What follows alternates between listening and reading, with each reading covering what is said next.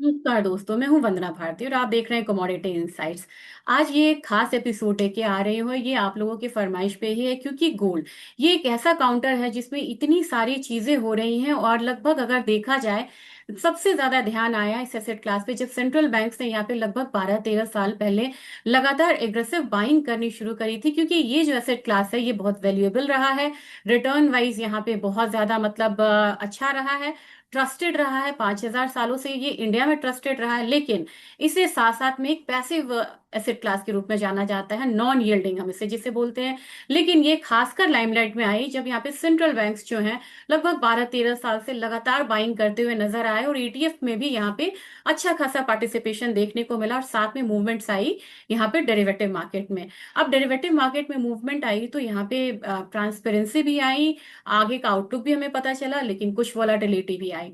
अब यहाँ पे ये कंसर्न आता दिखाई दे रहा और सोना अचानक से एकदम से लाइमलाइट में आ गया, क्योंकि जिस तरीके से जियोपॉलिटिक्स है, जिस तरीके का माहौल बना है, सेंट्रल बैंक से रिटेलर सारे यहाँ पे सोना को फिजिकल फॉर्म में रखना चाह रहे हैं। लेकिन ये डेरिवेटिव मार्केट उतनी ही पॉपुलर है। चाइना जैसी कंट्री जो कि यहाँ पे लगातार हम लोगों ने उसे सबसे बड़ा कंज्यूमर है वो सोने का, और उसके एक्सचेंजेस को भी यहाँ पे हम लोगों ने फ्लरिश होते हुए देखा है। अचानक से एक यहाँ पे धीरे धीरे स्टेप वाइज वो अचानक से बोलते हैं कि 24 जुलाई से शंघाई के गोल्ड एक्सचेंज पे सारी जो एक्टिविटीज है वो बंद की जाएगी। उससे पहले उन्होंने एडवाइजरी जारी करी कि ये जो ट्रेडिंग एक्टिविटीज है वो बंद होनी चाहिए। सबसे पहले तो हमें देखना होगा कि अगर चाइना अगर ऐसा है तो उसकी क्या मतलब यहाँ पे कंट्रीब्यूशन है। तो डेली नोशनल गोल्ड वॉल्यूम देखेंगे, यूएस डॉलर बिलियंस में है ये।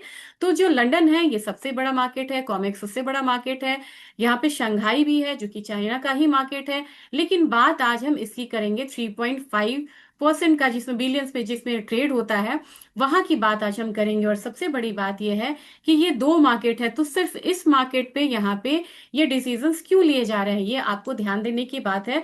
क्योंकि जैसे ही आप यहाँ पे देखते हैं तो दोनों एक्सचेंजेस के नेचर को आपको देखना होगा। अगर आप शेफे की बात करेंगे, शेफे जो है वो वहाँ के जो रेगुलेटर्स है, चाइना का जो रेगुलेटरी कमीशन है उसके द्वारा डिजाइन किया गया ये मतलब कि एक्सचेंज है, जहाँ पे ज्यादातर आपको हेजिंग एक्टिविटीज होती है। इंस्टीट्यूशनल प्लेयर्स वहाँ पे ज्यादा होते हैं, वॉल्यूम भी वहाँ पे ज्यादा है। और अगर आप कहें तो ये चाइना सिक्योरिटी रेगुलेटरी कमीशन के आगे, रेगुलेटरी कमीशन के अंडर आता है। लेकिन जब आप यहाँ पे शंघाई गोल्ड एक्सचेंज की बात करेंगे तो ये पीपल बैंक ऑफ चाइना जो वहाँ का आरबीआई है उसके द्वारा यहाँ पे रेगुलेटेड है। और देखा जाए तो काफी ज्यादा वॉल्यूम इसने मतलब कि देखा है हाल फिलहाल में। सबसे पहले इसका इंसेप्शन देखेंगे 2002 से 2003 वाले समय में ये आया, लेकिन वहां पे ये डोमेस्टिक एक्सचेंज होने की वजह से बहुत ज्यादा मूवमेंट नहीं थी वहां पे। धीरे धीरे डोमेस्टिक एक्सचेंजेस में वॉल्यूम बिल्डअप होता हुआ नजर आया। 2007 और 14 में जब यहाँ पे डेफर डिलीवरीज वाली बात आई तो यहाँ पे हम लोगों ने वॉल्यूम को मल्टीप्लाई होता हुआ देखा। लेकिन इसके लिए सबसे बड़ा साल रहा 2016, जब यहाँ पे इंटरनेशनल स्टैंडर्ड को लेके इसने एक कॉन्ट्रैक्ट को लॉन्च किया, शंघाई गोल्ड बेंचमार्क प्राइस इन्होंने वहां पे लॉन्च करा और वहां से जाके इसे इंटरनेशनल पहचान मिली। युआन के टर्म्स में इन्होंने इंटरनेशनल कॉन्ट्रैक्ट्स भी यहाँ पे बनाए, काफी ज्यादा पॉपुलर हुई। लेकिन चिंताएं यहाँ पे बढ़ती हुई नजर आ रही हैं, जैसे कि सेबी हमारी चिंता करती और सेबी बोलती है कि डेरिवेटिव्स मार्केट में आप लोग ध्यान से ट्रेड करिए, क्योंकि जो 90% से ज्यादा निवेशक है वो यहाँ पे मतलब एक लॉस में रहते हैं। और वही चीज यहाँ पे चाइना को भी अब परेशान कर रहा है, क्योंकि बढ़ती हुई हाई वोलाटिलिटी 2025 में हम लोगों ने सोने में लगातार तेजी आता हुआ देखा। $5,600 गया, वहां से हम लोगों ने 4,000 आता हुआ देखा। तो रिटेलर्स जो वीक हैंड्स होते हैं माने जाते हैं उन्हें ज्यादा नुकसान होता है, जबकि जो हेजर्स होते हैं वो नुकसान के लिए नहीं आते, वो हेजिंग के लिए आते हैं। और इंस्टीट्यूशनल बायर्स यहाँ पे डिसिप्लिन ट्रेडिंग करते हैं, इन्फॉर्म ट्रेडिंग होती है। इनको प्रोटेक्ट करने के लिए यहाँ पे सेबी ने इसे बैन करने की, रिस्ट्रिक्ट करने की सलाह दी। और वो यहाँ पे चाइना ने, और वो यहाँ पे होता हुआ दिखाई दे रहा है 24 जुलाई ऑनवर्ड्स।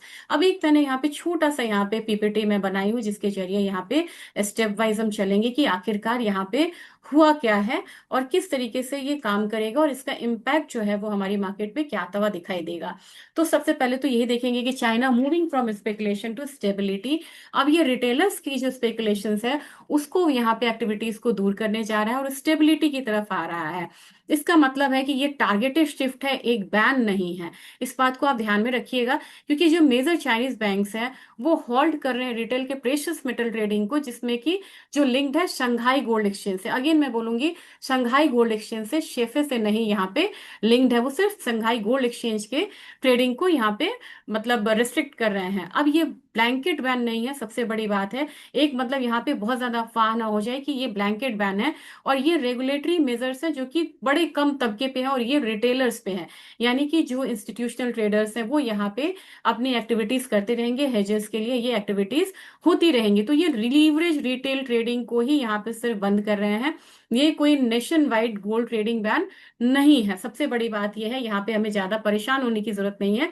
अब यहाँ पे रिक्वायर्ड एक्शन क्या होगा बिफोर 24 जुलाई, यहाँ पे क्या करना है? तो 4 बैंक्स है इसमें दोस्तों, जिसमें कि आपको ये मतलब कि इंटरमीडियरी बैंक भी आप कह सकते हैं, पीपल बैंक ऑफ चाइना का, और ये है ICBC, postal saving bank of China, ping and bank है, और ये है आपका चाइना का दूसरा बैंक है।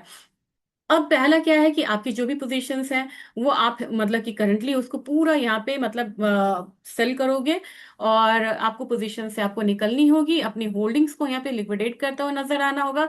और जो भी आपका यहाँ पे बन रहा है, आप मतलब पेपर को फिजिकल में कन्वर्ट करते हुए नजर आएंगे। यानी कि सेलर्स हैं वो यहाँ पे डिलीवरी देंगे लास्ट में, और जो बायर्स है वो डिलीवरी लेके 24 जुलाई तक अपनी पोजीशंस को यहाँ पे वाइंड अप करते हुए नजर आएंगे।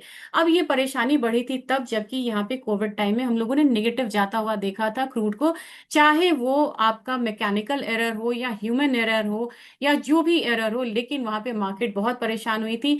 एक कमोडिटी जिसकी लागत यहाँ से कई देशों में ये $12 है, कई देश में ये $20 है, और उसको आपने एकदम निगेटिव में आना, वो एक अच्छा संकेत मार्केट के लिए नहीं था। तो गोल्ड का जो स्पेकुलेटिव राइज है, हम लोग अर्ली यहाँ पे पीक आता हुआ देखा, 5500 प्लस देखा। ये चाइना में आपको चाइनीज युआन में अगर देखा जाए 1000 के करीब आया। ये स्पेकुलेटिव सर्च बाद में आया था। मिड जून में हम लोगों ने इसे क्रैश होता हुआ देखा, प्राइसेस यहाँ पे क्रैश हुई, लगभग $1600 का फॉल हम लोगों ने यहाँ पे हुआ देखा। लेकिन चाइना क्योंकि यहाँ पे फिजिकल ट्रेडर है, फिजिकल ट्रेडिंग में यहाँ पे बिलीव करता है, तो वहां के फॉल लिमिटेड थे लेकिन परेशानी देने वाला था। और साथ में यहाँ पे कई सारे मार्जिन भी लगे थे, कई सारे रूल्स आए थे, रिस्ट्रिक्शंस लगे थे, और ये करेक्शन फेज भी था जब हम लोगों ने इतना बड़ा फॉल आता हुआ देखा। और साथ में हमें नहीं भूलना चाहिए कि जियो पॉलिटिक्स बड़ी जल्दी यहाँ पे चेंज हुई थी। अब हमें ये देखना है कि यहाँ पे बच क्या रहा है, और क्या ये सारी ट्रेडिंग ब्लैंकेट बैन है? नहीं, ये ब्लैंकेट बैन नहीं है। वहां के चाइना के जो नेशनल्स हैं वो फिजिकल गोल्ड को खरीद सकते हैं, और वो बहुत एग्रेसिवली इसे प्रमोट कर रहे हैं। डब्ल्यूजीसी जितना डेटा दे रहा है ओटीसी के थ्रू, वो उतने उससे मल्टीपल टाइम्स यहाँ पे सोने के मतलब आयात कर रहे हैं, और अपनी स्ट्रैटेजिक रिजर्व को क्रिएट किए जा रहे हैं। तो purchase of gold bars, coins, jewellery entirely unaffected रहेगा। यानी कि वहां पे लोग जितना भी क्वाइन, सोना ये सब खरीदना चाह रहे हैं, ज्वेलरी खरीदना चाह रहे हैं, उन पे कोई किसी तरीके का बैन नहीं है। नॉन लेवरेज प्रोडक्ट्स जो है उस पे किसी भी तरीके की कोई मतलब यहाँ पे रिस्ट्रिक्शंस नहीं है। आप यहाँ पे नॉन लेवरेज प्रोडक्ट्स आप बोलेंगे क्या है, जैसे ई गोल्ड है, ईटीएफ है, वो आपका वैलिड इन्वेस्टमेंट व्हीकल्स रहेगा, और वहां पे आप उसके जरिए, अगर आप चाह रहे हैं कि मुझे फिजिकल में नहीं खरीदना चाइना के नेशनल्स, मुझे अभी भी स्क्रीन बेस्ड ही ट्रेडिंग करनी है या स्ट्रेटजीज लेनी है, तो आप ईटीएफ में ट्रेड यहाँ पे कर सकते हैं। इंस्टीट्यूशनल ट्रेडर्स, उनके लिए शंघाई गोल्ड एक्सचेंज अभी भी अवेलेबल है, जहां पे वो नॉर्मली ऑपरेट कर सकते हैं, हेजिंग कर सकते हैं, आर्बिट्रेज कर सकते हैं, और इंस्टीट्यूशनल पोजीशंस जो है वो बना सकते हैं। शॉर्ट टर्म इम्पैक्ट यहाँ पे क्या आएगा? शॉर्ट टर्म इम्पैक्ट यह आएगा कि हल्का सा आप सेलिंग प्रेशर जो है वो गोल्ड में आता हुआ देख सकते हैं, लेकिन ये बहुत ज्यादा सेलिंग प्रेशर लेके नहीं आएगा। क्योंकि एक चीज मैं आपसे बताना चाहूंगी कि यहाँ पे कोई बहुत बड़ा चेंज नहीं आने जा रहा है। वहां के एक फ्यूचर एक्सचेंज में नियम बदले हैं, उसका बहुत ज्यादा इम्पैक्ट आपको नहीं आएगा, क्योंकि इसीलिए सबसे पहले मैंने आपको वॉल्यूम दिखाया था कि किस किस मार्केट में कितनी सारी वॉल्यूम है। तो एक नी जर्क रिएक्शन मार्केट में तो आएगा, इससे हम इनकार नहीं कर सकते हैं, लेकिन बहुत ज्यादा यहाँ पे आपको रिएक्शंस नहीं आता हुआ दिखाई देना चाहिए, हल्का प्रेशर रहेगा। अब चाइना की यहाँ पे लॉन्ग टर्म स्ट्रैटेजीज क्या हो गई है? वो डुअल ट्रैक अप्रोच पे चल रहा है। यानी कि वो रिटेल को पेपर गेम से हटाना चाह रहा है, और वो उनको इनकरेज कर रहा है फिजिकल गोल्ड को लेने के लिए, और रिजर्व को डाइवर्सिफाई कर रहा है। चाइना जो है वो अपने डॉलर रिजर्व को कम करते हुए यहाँ पे फिजिकल बुलियन में निवेश करना चाह रहा है। और चाइना का गोल यहाँ पे क्या है? Positioning the nations and its citizens to hold tangible asset, यानी कि फिजिकल सोना खरीदने के लिए एनकरेज कर रहा है, और पेपर लिंक ट्रेडिंग को यहाँ पे वो जो है वो डिस्करेज करता हुआ जा रहा है। अब यहाँ पे देखेंगे तो अगर कंपैरिजन करेंगे कि ग्लोबल गोल्ड मार्केट में अगर थोड़ा सा हम देख ले कि एलबीएमए, कॉमेक्स है, शंघाई एमसीएक्स है, तो यहाँ पे किस तरीके का मार्केट है। तो जनरली आप देखेंगे जो प्राइमरी मार्केट है वो अगर एलबीएमए को देखें तो होलसेल ओटीसी के लिए जाना जाता है, कॉमिक्स आपको फ्यूचर्स के लिए जाना जाता है, शंघाई आपको सेंट्रलाइज फिजिकल ट्रेडिंग के लिए जाना जाता है, जबकि हम अब जो है एमसीएक्स वो कमोडिटी फ्यूचर्स की ट्रेडिंग के लिए जाने जाते हैं। यहाँ पे पार्टिसिपेंट्स आपको एलबीएमए में इंस्टीट्यूशंस हैं, सेंट्रल बैंक्स हैं, जबकि हम इसमें देखेंगे कॉमिक्स में ज्यादातर स्पेकुलेटर्स और हेजर्स होते हैं, जबकि शंघाई में अब ये चाह रहे हैं इंस्टीट्यूशंस को रखना और रिटेल को यहाँ पे हटाना चाह रहे हैं, जबकि हिस्टोरिक हम लोगों ने अपसाइड आता हुआ देखा था शंघाई फ्यूचर्स एक्सचेंज में, आपको जो रिटेलर्स की जो पार्टिसिपेशन थी वो बहुत ज्यादा बढ़ी थी, जबकि हमारे यहाँ रिटेल और इंस्टीट्यूशनल्स है। कोर फंक्शंस क्या है, ग्लोबल प्राइस बेंचमार्क का काम करता है यहाँ पे एलबीएमए, यानी कि लंदन का मार्केट। कॉमेक्स से हम प्राइस डिस्कवरी करते हैं क्योंकि वहीं के प्राइस को हम लेते हैं, दिन रात हम देखते हैं कॉमेक्स कैसा ट्रेड करेगा वैसा इंडिया ट्रेड करेगा, जबकि शंघाई अब बिल्कुल इस पे आ गया है, ये फिजिकल सप्लाई डिमांड पे चलना चाहता है, क्योंकि अब ये प्राइस सेटर बनने की स्थिति में ला रहा है अपने आप को। उसने हांगकांग में अपना न्यू क्लियरिंग सिस्टम भी शुरू करा है, इस पे भी मैं एक चर्चा करूंगी। और लोकल प्राइस डिस्कवरी के लिए एमसीएक्स यहाँ पे काफी लगा हुआ है। जबकि डिलीवरी को दिया जाए, एलोकेटेड अनएलोकेटेड गोल्ड है यहाँ पे, कॉमिक्स में आपको प्राइमरली कैश सेटल है, जिससे कि यहाँ पे स्पेकुलेशन ज्यादा हो पाता है, और फिजिकल डिलीवरी रिक्वायर्ड हमारे यहाँ है। और मुंबई अपना एमसीएक्स का देखेंगे तो ये फिजिकली बैक ट्रेडिंग हमारे यहाँ होती है। तो ये चीज मतलब कि हम लोगों ने एक डिफरेंसेस देखा है कि जितने भी मेजर एक्सचेंजेस हैं उनका क्या यहाँ पे रोल है। जबकि एलबीएमए के बारे में भी मैंने बता दिया कि ये होलसेल मार्केट का बैकबोन है, सबसे ज्यादा जो वॉल्यूम है यहीं पे है, कॉमिक्स पेपर मार्केट का बैकबोन है, और यहाँ पे कैश सेटल्ड होते हैं रेदर देन फिजिकली डिलीवर्ड, जबकि यहाँ पे फिजिकल में काम होता है। जब शंघाई की बात करते हैं तो ये डायरेक्ट रिफ्लेक्शन है लोकल फिजिकल सप्लाई का और डिमांड का, और जो भी यहाँ पे अब यहाँ पे लीवरेज ट्रेडिंग होगी वो यहाँ पे हटती हुई जाएगी। और ये करता है एमसीएक्स, मिरर करता है अभी शंघाई गोल्ड एक्सचेंज को, लेकिन अपने ये लोकल डिमांड सप्लाई को भी मैच करता हुआ नजर आता है। तो ये एक मैंने कोशिश करी है आप लोगों को, शंघाई में क्या हो रहा है, चाइना में क्या हो रहा है, इसका इम्पैक्ट आपको लिमिटेड आना चाहिए। एक तो मतलब प्रेशर आएगा लेकिन लिमिटेड आना चाहिए। और अगर आपको ये वीडियो इन्फॉर्मेटिव लगा हो, आपको लग रहा है कि इसमें मेहनत लगी है और आपको इन्फॉर्मेशन में क्लैरिटी आई है, तो वीडियो पे कमेंट जरूर करिएगा, नेक्स्ट वीडियो किस टॉपिक पे चाहिए ये जरूर करिएगा।